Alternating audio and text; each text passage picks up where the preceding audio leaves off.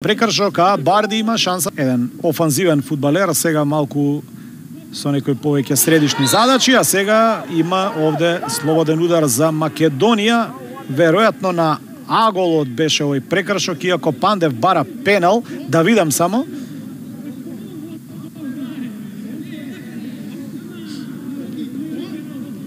Мислам дека ова е пенал. Мислам дека прекршокот беше внатре во 16, апсолутно ова е пенал.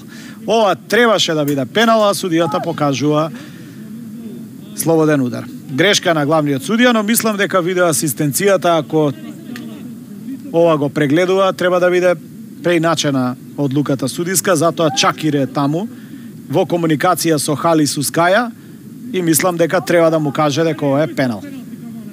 Кога ќе се прегледа снимката, затоа е таа вар технологија.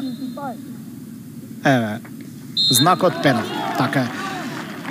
Затоа е таа видеотехнологија толку значајна, зашто вакви мали моменти решаваат некогаш и важни надпревари, особено како оние кои не чекаат летово на светското првенство, а грешки судиски нема да бидат дозволени, особено некога имате видеоконтрола.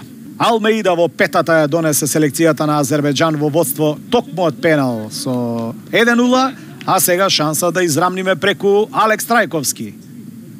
21-ва, втора минута веќе од надпреварот, Трајковски 1-1 со Агајев бие 1-1.